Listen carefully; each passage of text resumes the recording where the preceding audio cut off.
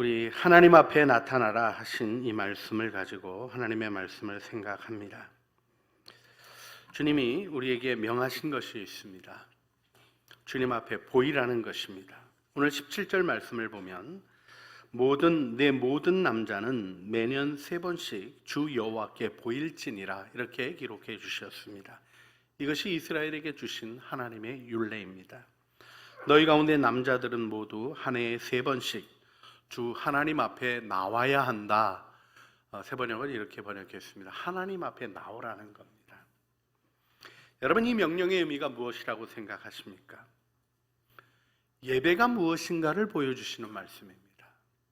예배는 그 몸을 주님 앞에 보이는 것입니다. 그렇습니다. 여러분, 주님 앞에 나오셔서 예배하고 계십니다. 그런데 여러분은 보이시는데 하나님 보이십니까? 안 보이십니다. 하나님은 영이십니다. 그런데 영이신 하나님이 만물 안에 계시고 만유 안에 계시며 우리 안에 계시고 만유를 통일하시는 그 하나님이 왜 몸을 보이라 말씀하시며 이 예배를 우리에게 명하셨을까요? 기독교는 영과 육을 이원론적으로 분리하지 않습니다. 우리가 영혼과 몸의 현실을 다시 한번 마음으로부터 기억하며 우리의 예배가 무엇인가를 마음으로부터 이해하게 되기를 바랍니다. 이 율법이 주어지던 이스라엘에게 있어서 하나님 앞에 몸을 보이라는 것은 예루살렘 성전에 나와서 하나님을 예배하라는 것입니다. 그런데 예배 처소가 이스라엘 전체에 예루살렘 한 곳밖에 없었습니다. 가까이 사는 유다 지파나 베냐민 지파는 좀 좋아요. 그런데 멀리 살고 있는 아셀 지파, 납달리 지파, 또 골란 고원 쪽에 있는 므낫세 반 지파는 예배 드리러 오려면 적어도 그 당시 일주일은 걸려야 겨우 도착할 수 있는 먼 거리에 사는 사람들인데 1년에 그것도 3번 주님 앞에 나와 몸을 보여라 이렇게 요구하시는 겁니다. 여러분, 이 말씀의 의미가 무엇일까요? 이스라엘 백성들은 하나님 앞에 나오는 일을 열심히 한 것 같습니다. 그런데 하나님이 매우 상반되는 이야기를 하시는 것 같은 말씀이 이사야 1장 12절에 등장합니다. 너희가 내 앞에 보이러 오니 이것을 누가 너희에게 요구하였느냐? 내 마당만 밟을 뿐이니라. 여러분, 주님이 보이라고 명령하셨잖아요. 보이라고 명령하신 분이 누구십니까? 하나님이신데 하나님이 선지자를 보내서 너희를 내 앞에 보이라고 누가 요구했느냐? 좀 이상하지 않으세요? 여러분, 이것을 문자적으로 이해하다 보면 하나님의 뜻을 이해하는 데로부터 멀어질 수밖에 없는 것입니다. 그래서 영혼과 육체를 다루시는 하나님을 이해해야 성경을 통전적으로 바르게 이해할 수 있게 되는 것입니다. 그 이유에 대해서 이사야 29장 13절이 이렇게 말씀하시죠. 주께서 이르시되 이 백성이 입으로는 나를 가까이하며 입술로는 나를 공경하나 그들의 마음은 내게서 멀리 떠났나니 그들이 나를 경외함은 사람의 계명으로 가르침을 받았을 뿐이니라 이렇게 얘기하십니다. 사람의 계명, 눈에 보이는 것으로, 사람의 생각으로 판단하는 것으로, 그래서 중심을 보시고 마음의 가장 깊은 곳을 살피시는 하나님을 의식하지 못하는 채로 하는 일에 대하여 하나님이 통탄해 하시며 거절하시는 얘기를 하고 계시는 것입니다. 여러분, 우리는 영혼과 육체를 가지고 있습니다. 영혼과 육체 둘 중에 어느 게 중요합니까? 이때 대답을 안 하시는 게 맞아요. 질문이 틀렸습니다. 영혼과 육체가 다 중요해요. 여러분, 기독교는 몸을 가벼이 여기는 종교가 아닙니다. 육체의 부활을 고백하기 때문이죠. 그런데요, 우리가 우리의 삶에 주도적인 것이 어디 있어야 됨을 고백합니까? 첫 창조에 속한 우리의 몸은 날마다 나이 들어가고 죽음을 향하여 갑니다. 무너져가는 것들을 보게 됩니다. 그러나 우리의 속사람은 날로 새롭다는 믿음의 고백을 가지고 있습니다. 그렇습니다. 우리는 육체라는 그릇에 영혼을 담아 살아가는 존재입니다. 담겨 있는 게 중요하죠. 빈 그릇 의미 없는 것입니다. 나무 그릇도 있고 질 그릇도 있고 금 그릇도 있고 은 그릇도 있지만 그릇에 아무것도 없으면 밥그릇에 밥 없으면 금밥 그릇이든 나무 밥 그릇이든 그 그릇 주인은 죽는 겁니다. 담겨 있는 게 있어야 되는 거죠. 영혼이 담겨야 우리 사람이 사람인 것입니다. 그런데 또 하나 기억해야 될 것이 있습니다. 그릇이 없으면 담겨질 수 없는 것입니다. 몸의 현실을 이해하고 하나님이 우리를 몸을 지으신 것을 기억하며 부활의 날 우리 주님이 역사의 끝에 우리 몸을 영원한 나라에 영원토록 지내는 몸으로 다시 일으킬 것을 약속하신 말씀을 기억하며 몸의 현실로 살아가는 삶의 훈련 속에 하나님을 예배하는 자가 되어야 할 줄 믿습니다. 우리가 가끔 그런 표현하죠. 제가 이번에 못 가서 참 죄송한데 마음으로는 함께 하겠습니다. 그 말이 거짓된 말이 아니라 진실하고 좋은 말이잖아요.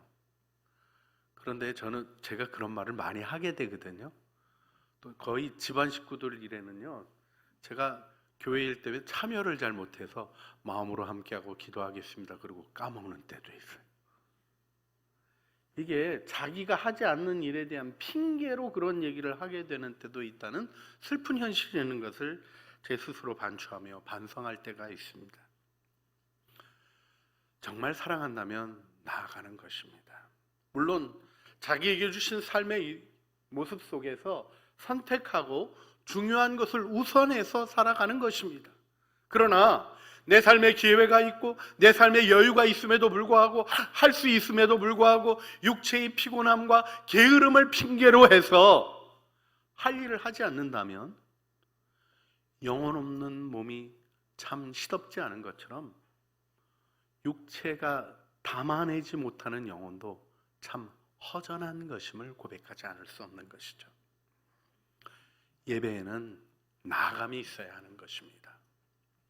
여러분, 오늘 우리 이렇게 나와서 예배드리고 현장에서 주님을 찬양하며 함께 공동체로 예배를 드리는 은혜가 하나님의 은혜 안에 충만한 축복으로 주어집니다. 또 영상으로 보시는 분들에게도 주님이 동일한 은혜를 내려주시기를 저희들 기도합니다. 그런데요, 우리가 생각해야 됩니다. 나와서 예배드린 우리의 몸이 하나님 앞에 구별되고 있는지를 생각해야 합니다. 몸은 나왔지만 마음은 나오지 않았다면 하나님 앞에서 다시 반성해야 합니다. 영상으로 예배 드릴 때 그저 늘 TV 보던 그 소파에서 그 드라마나 뉴스 보던 늘어진 자세로 예배를 드린다는 것은 예배 드린다고 할 수 있을까요? 구별하셔야 합니다. 시간을 구별하시고 공간을 새롭게 하시고 복장도 갖추시고 하나님 앞에 나아가는 자의 몸의 훈련을 하셔야 되는 것입니다. 나오지 못할 사정이 있는 것과 내가 주님 앞에 나가지 않는 것을 구분하지 못하도록 혼돈시키는 사단의 거짓말을 거절해야 합니다. 우리는 구별함으로 하나님 앞에 나아가 거룩한 예배를 드리게 되는 것이죠. 오직 하나님 앞에 드리는 것입니다. 우리 주님이 우리의 육체를 지으셨습니다. 그래서 우리 몸을 돌보시고요, 머리카락까지 세신 바 되었다고 기록해 주셔요. 그런데 그 주님이 나는 마음의 중심을 본다, 사람이 보지 못하는 내 마음 가장 깊은 곳에 있는 나를 향한 마음을 본다, 그렇게 얘기하십니다. 부족한 것이 느껴지죠. 연약함이 느껴집니다. 그러나 다시 한번 주님을 바라보며 하나님을 향한 아름다운 헌신으로 우리를 세워내는 우리들의 삶의 모습이 있어야 된다고 생각하게 됩니다. 자, 오늘 본문 말씀 15절 16절에서 하나님이 꼭 내게 보여야 된다고 얘기하신 세 절기가 있습니다. 그 절기가 무엇입니까? 무교절과 초실절, 맥추절과 그 다음에 수장절입니다. 이 절기가 간단하게 얘기하자면요, 무교절은 유월절과 관련된 구원을 기념하는 절기입니다. 초실절은 수고한 것에서 첫 열매를 거두어 내 삶을 지속하게 하시는 하나님께 감사하는 절기입니다. 수장절은 가을의 모든 것을 추수하여 추수한 결과로 하나님께 영광 올려드리며 드리는 절기입니다. 이 세 가지가 예배의 중요한 요소임을 오늘 본문이 가르쳐주고 있는 것입니다. 우리는 구원을 감사하는 것입니다. 오늘의 삶을 살아가게 하시는 하나님의 지속하게 하시는 은혜를 감사하는 것입니다. 뿐만 아니라 우리의 삶의 결실이 아름다운 것으로 세워지게 하시는 하나님의 은혜를 감사하는 것이 우리의 예배입니다. 그렇습니다. 우리가 주일 예배를 드리며 우리 주님의 구원을 감사하고 오늘을 살아가게 하시는 하나님의 은혜에 감사하며 우리 주님께서 우리의 삶의 결실들을 주셔서 보람 있게 하시는 것들을 찬양하며 주님께 영광 올려드리는 것입니다. 그래서 이 주일 예배를 통하여 우리의 실질적인 일상으로 하나님의 통치가 펼쳐지게 하시며 영원한 하나님 나라의 영광이 오늘 나의 현재 속에 침투해 들어오며 비록 세상에 악이 있고 거짓이 있고 불의한 것이 있고 분노케 하는 악들이 가득하지만 두려워하거나 흔들리거나 분노함으로 내 마음 빼앗기는 것이 아니라 하나님의 뜻을 펼쳐가는 하나님의 영광스러운 자녀로 우리는 서게 되는 것입니다. 자, 여기서 우리 주님이 주신 말씀 하나가 우리를 주목하게 합니다. 23장 15절 말씀입니다. 너는 무교병의 절기를 지키라. 내가 네게 명령한 대로 아비벌에 정한 때 이레 동안 무교병을 먹을지니 이는 그달에 내가 애굽에서 나왔습니다. 빈손으로 내 앞에 나오지 말지니라.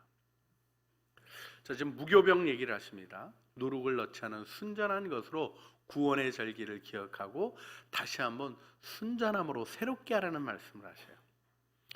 딱딱한 밀떡을 씹으며 하나님이 주신 그때 우리가 정말 이 발효할 시간도 없이 떡을 구워 먹고 하나님이 우리를 구원해 주신 그 구출을 경험했지 하는 순전한 마음, 누룩에 부풀어지는 과장된 것이 아니라 거품으로 보여지는 것이 아니라 외형으로 보여지는 것이 아니라 있는 그대로의 진실함으로 구원을 다시 생각하라는 이 말씀이 너무 귀한데 갑자기 뜬금없이 빈손으로 내 옆에 나오지 말지니라 이렇게 얘기하셔요.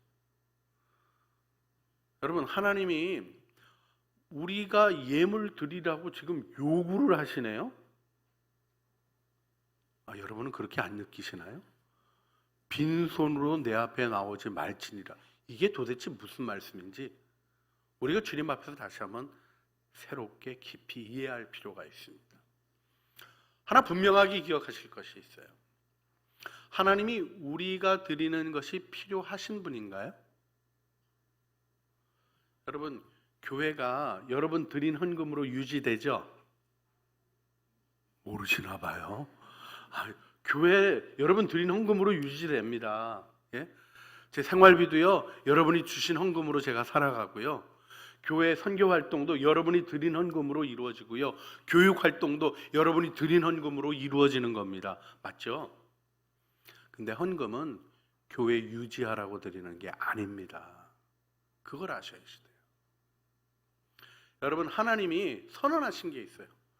우리 교동문 오늘 하실 때 교동문 하시면서 우리 주님이 굉장히 분명하게 얘기하시죠. 뭐라 그러셨어요?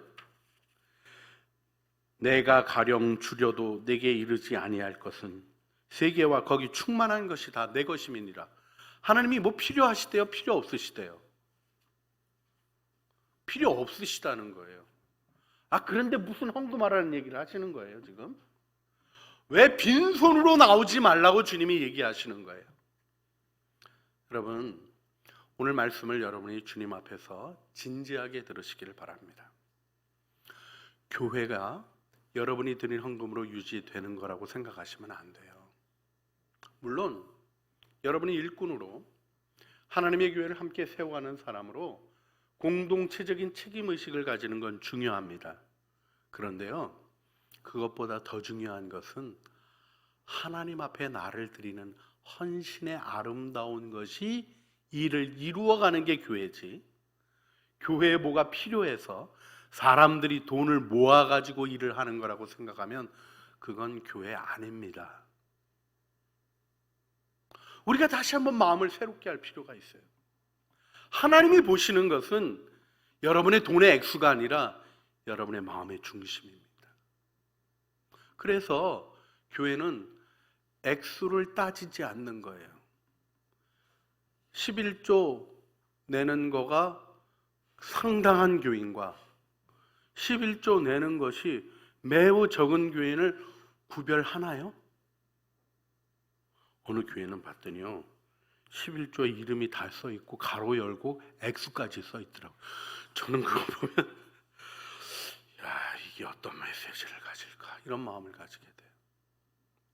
우리 교회가 교인들 나오는 숫자도 표기 안 합니다. 숫자가 중요하지 않기 때문일까요? 어느 날은 많이 모였네, 어느 날은 적게 모였네.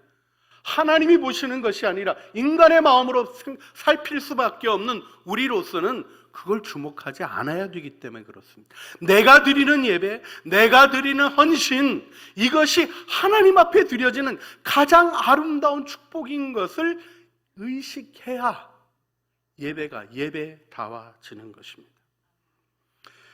드림에 대한 강조가 성경에 굉장히 강조돼요. 하나님이 그걸 가져가시는 게 아님에도 불구하고 왜 이렇게 강조하실까요? 신명기 12장 5절 보게 되면 오직 너희 하나님 여호와께서 자기의 이름을 두시려고 너희 모든 지파 중에 택하신 곳인 그 계실 곳으로 찾아 나아가서, 나가라고 얘기하십니다. 너희 번제와 너희의 제물과 너희 11조와 너희 손의 거제와 너희 서원제와 낙한 제물과 소의 양의 처음 난 것들을 너희는 그리로 가져다가 드리라. 뭐 구체적으로 헌금 명목들이 쫙 나오네요. 거기 곧 너희 하나님 여호와 앞에서 먹고 너희 하나님 여호와께서 너희 손으로 수고한 일에 복주심으로 말미암아 너희와 너희 가족이 즐거워할지니라. 여러분, 예물 드리는 거가 뭐라는 거예요? 가족이 주님 앞에서 축제하는 거라는 거예요. 기쁨으로 하나님 앞에서 감사하는 것이라고 말씀해 주고 있습니다. 여기 중요한 개념이 있습니다.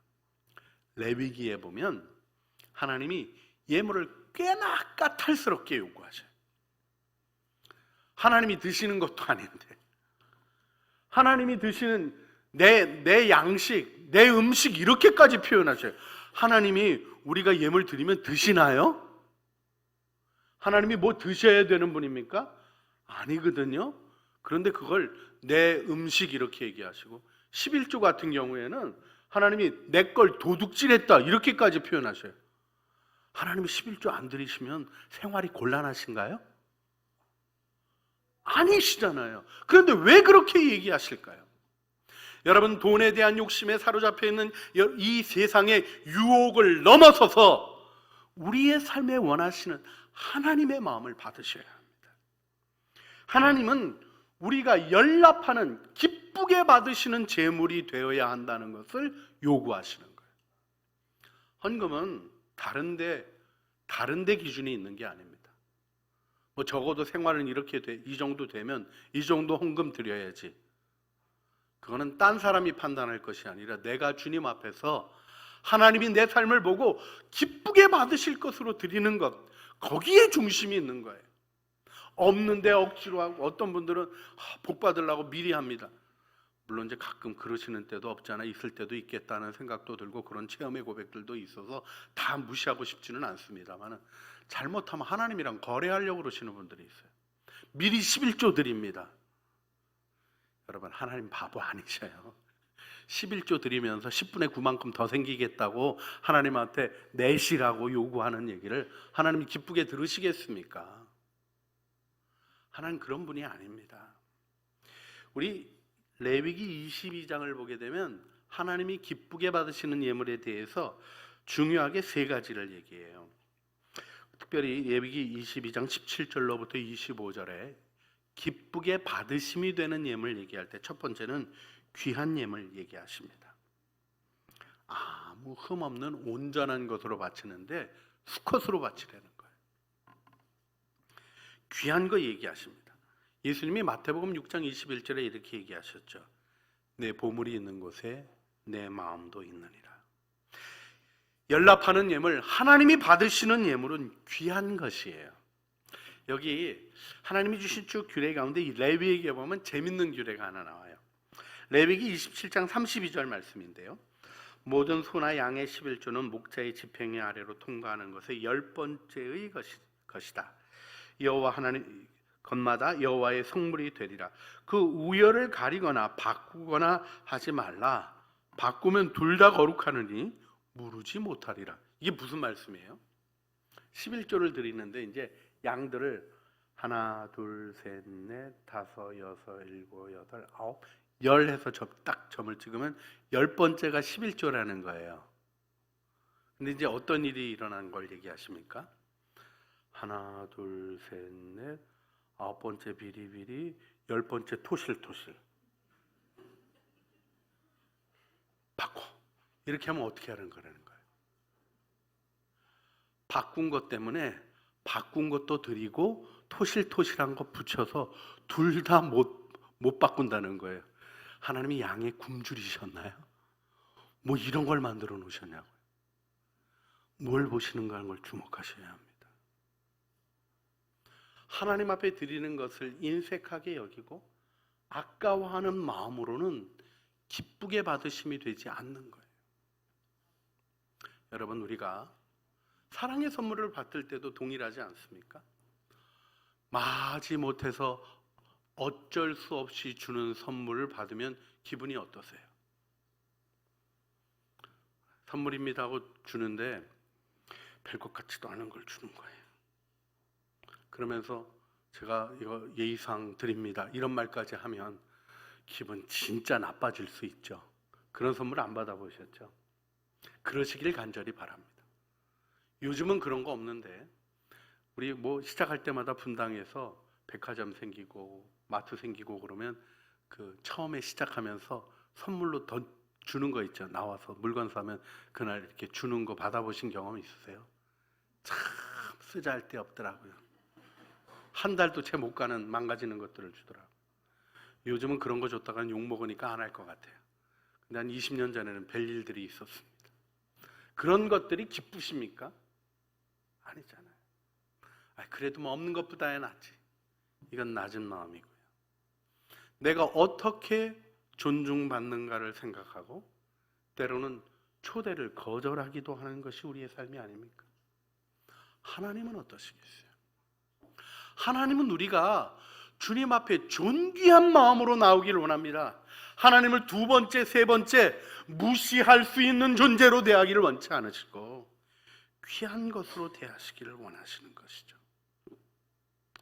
진실함으로 예배를 준비하십니까?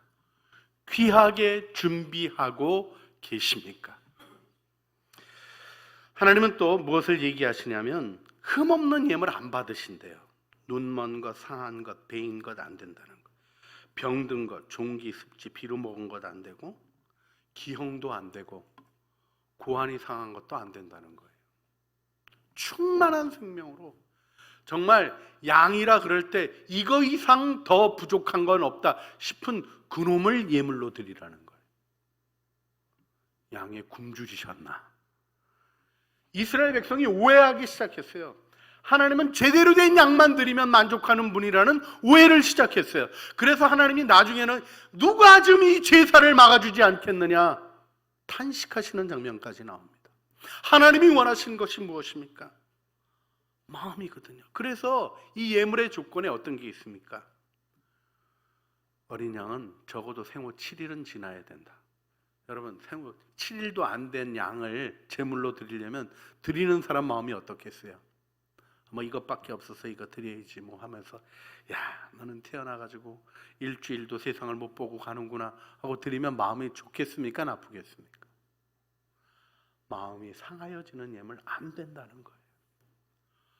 어미의 젖으로 새끼를 삼지 말라 얘기하시며 우리의 마음으로 즐겁지 아니한 예물 안 된다는 얘기를 하시는 하나님의 마음을 기억할 필요가 있습니다. 마음을 아름답게 담을 수 있어야 예물이고요. 순전함이 요구되는 것이죠. 그래서 오늘 19절 말씀, 23장 19절 말씀 보게 되면 내 토지에서 처음 거둔 열매의 가장 좋은 것을 가져다가 너희 하나님 여호와의 전에 드릴지니라. 너희는 염소 새끼를 그 어미의 저주로 삼지 말지니라. 마음을 상하게 하는 일 하지 말면서 가장 좋은 것을 드리라는 거예요. 그런데 이게 뭘 얘기하는 것입니까?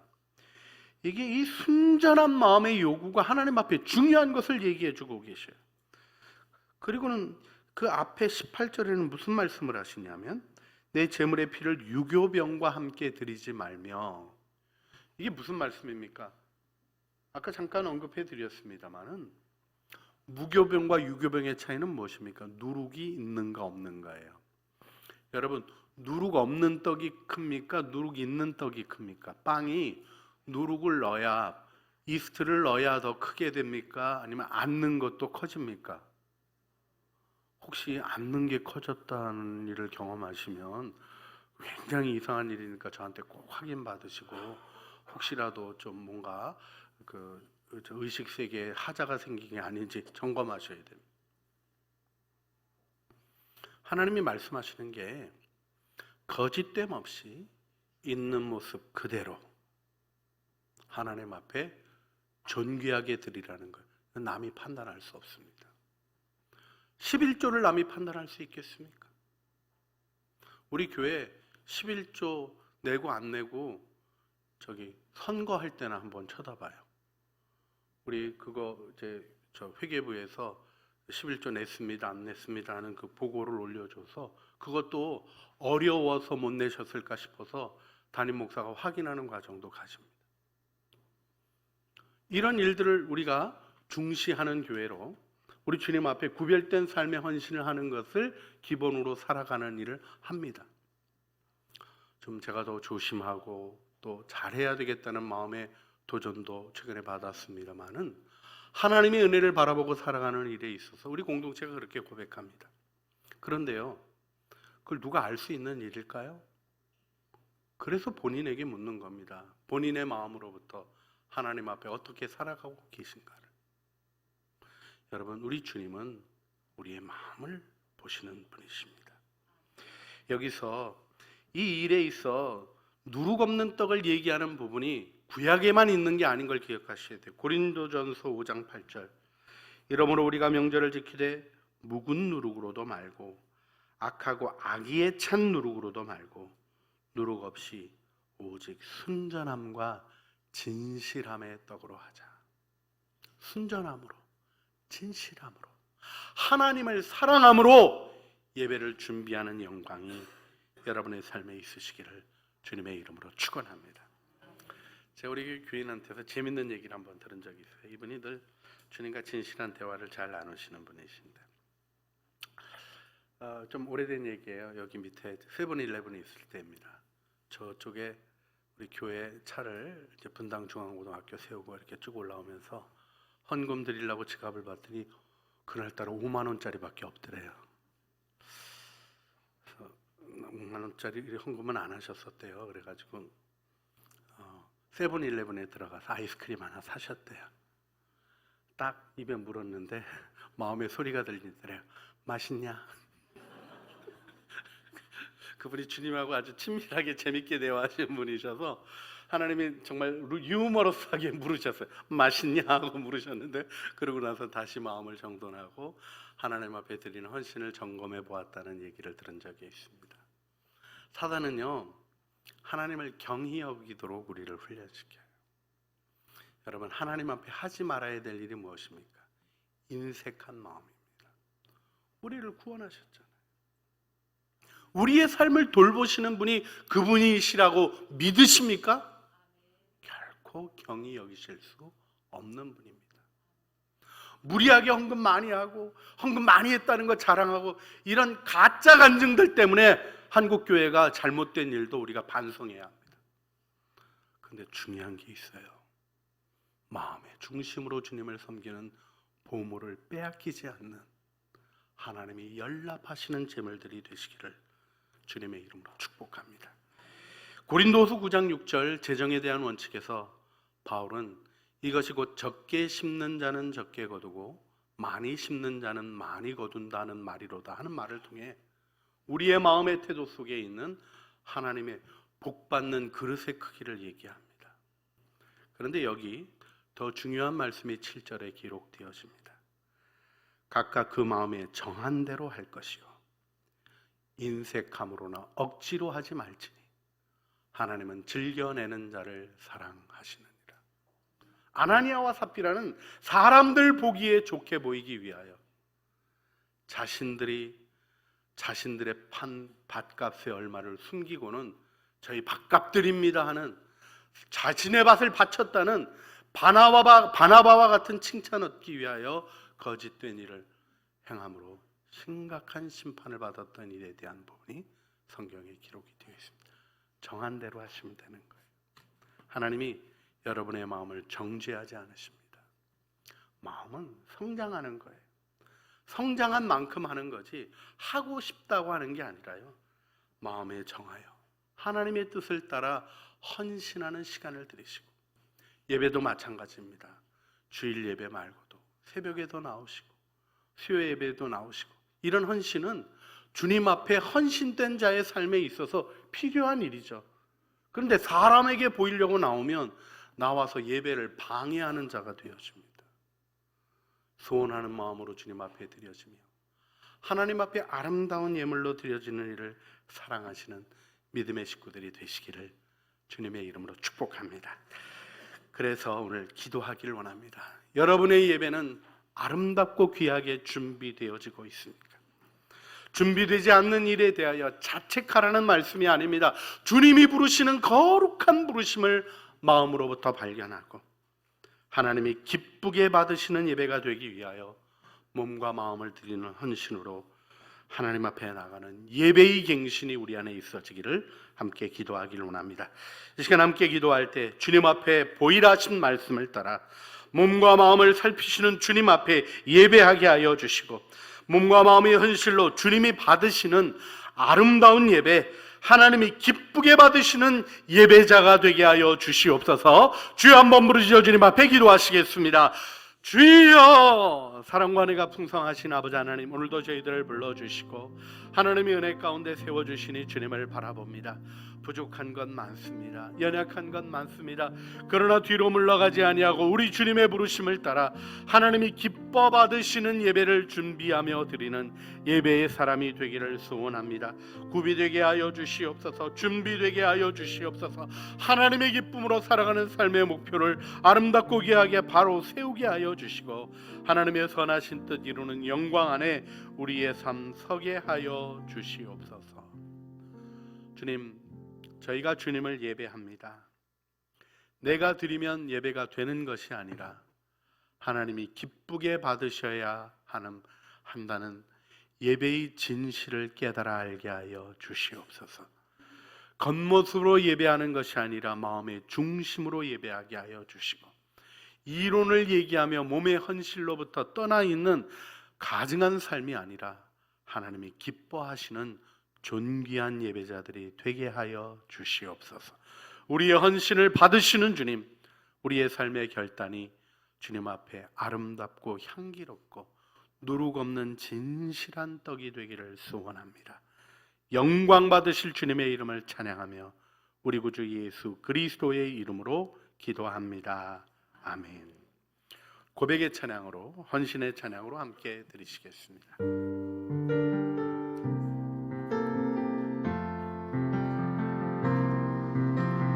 나 주님의 기쁨 되기 원하네. 내 마음을 새롭게 하소서. 새 부대가 되게 하여 주사. 주님의 빛 비추게 하소서. 내가 원하는 한 가지, 주님의 기쁨이 되는 것. 내가 원하는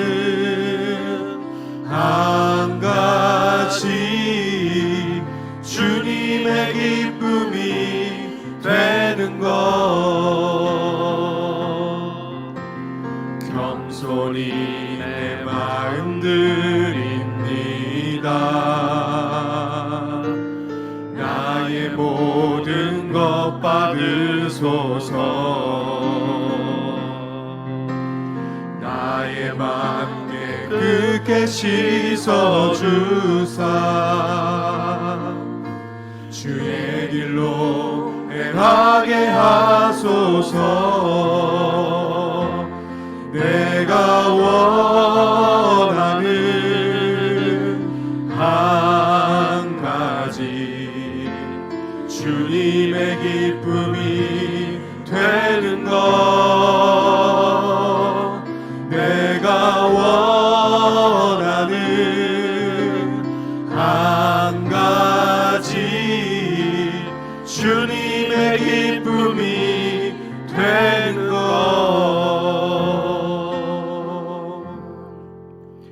이것이 곧 적게 심는 자는 적게 거두고 많이 심는 자는 많이 거둔다 하는 말이로다. 각각 그 마음에 정한 대로 할 것이요 인색함으로나 억지로 하지 말지니 하나님은 즐겨내는 자를 사랑하시느니라. 말할 수 없는 그의 은혜로 말미암아 하나님께 감사하노라. 이제는 우리 주 예수 그리스도의 은혜와 아버지 하나님의 사랑과 성령 하나님의 교통하심이 이제 자원하는 심령에 아름다운 예물로 주님 앞에 드려지기를 소원하는, 그래서 하나님이 보고 기뻐하시는, 온 세상 바라보고 마음이 상하셨다가 우리 보고 기뻐하시기를 원하는 마음의 손으로 예배자 되기를 소원하는 사랑하는 주의 자녀들 머리머리 위에와 은혜로 주신 가족 식구들 가운데 또 예배의 갱신과 말씀 안에서 세우시는 은혜를 바라보며 가을 사경에 준비해가는 모든 기도와 시간의 구별 위에 또한 우리 주 예수 그리스도의 은혜 가운데 우리의 삶을 진실하게 펼쳐가고자 하는, 삶으로의 예배를 드리고자 하는 모든 아름다운 헌신 위에 우리 주 예수 그리스도의 나라의 위대한 전쟁과 다시 오실 주님을 맞이하기 위한 교회의 순결한 자기 정비 위에 이제와 영원 무궁토록 함께 있어지기를 간절히 축원하옵나이다. 아멘.